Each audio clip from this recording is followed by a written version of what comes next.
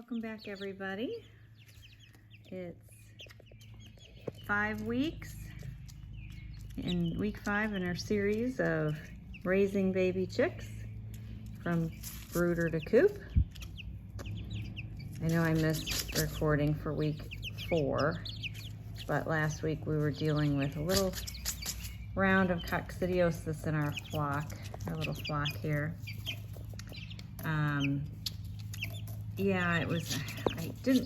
Wednesday was really busy, so I didn't see them Wednesday, and then Thursday when I went to fill the feeder, our little Duclay there in the back, I immediately saw that she was not well.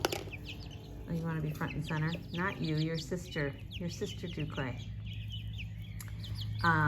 So she was sitting in the corner by herself. She was all puffed up, very lethargic.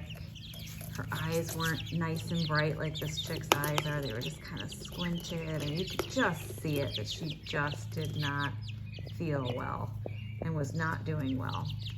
And the problem with coccidiosis, which is really common at this age, is it's a fast killer if you don't catch it right away. So I was a little nervous because, like I said, I hadn't seen them on Thursday, so I didn't know how long, or on Wednesday, so I didn't know how long she had been like that. Was she like that for a whole day? And until I found her on Thursday.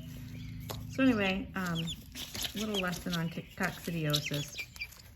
Once you have coccidiosis or suspect it in a flock member, you have to treat the whole flock. Oh, seriously, don't step on her. You're stepping on her foot. Big brute. So you have to act fast because it can kill many chicks very quickly. So I immediately started treating them with Corid in their water. So this is what Corid is. It's basically the same medicine that's in their medicated chick feed, but it's stronger. So I put Corid in their water. You treat for 5 days. That needs to be their only water source. And it's 2 teaspoons, which is also equal to 10 milliliters of Corid for a gallon of water. You're gonna jump on my camera again, aren't you? 10 milliliters, so 2 teaspoons for a gallon of water. And they drink only that water mixture for 5 days. And then you can retreat, or should retreat again 2 weeks later to make sure everything is gone and that they're all doing well. Now, because she was so bad and I didn't know how long she had been like that, I went ahead and I was giving her a drop straight, using the dropper, the eyedropper, 1 drop straight into her beak a couple of times a day. And then I was also making sure that she was drinking. So I was force feeding her the water mixture, Corid with water mixture, several times a day directly onto her beak and into her beak to make sure she was actually drinking it. Because by the time I found her, she wasn't eating, she wasn't drinking, she was all puffed up, just was not well, and I knew I had to act fast. So that was Thursday afternoon. And really, today is Sunday, so really today is the first day that you can see her in back. She's the little one on the left. The Polish just cracks me up. But she's night and day. She's a completely different chick. She's back to her old self. She's eating and drinking on her own again. I just could not be happier because I have always wanted to do clay. So hi there, Miss Leg Bar. And you, my olive acre. Hi. Do you like getting your photo taken? So these girls are 5 weeks old. And as you can see, they're getting really big. They're almost fully feathered, depending on the chick. Like the Polish still has a ways to go, but some of them are definitely farther along in their feathering. Oh, jeez. You scared her. Some of them are definitely farther along than others in their feathering. but they're not quite ready to go out into the coop just yet. I mean, it's summer, so they haven't had heat. They've been in the garage, so it hasn't been quite as cool as outside, and they haven't had heat for a couple weeks now.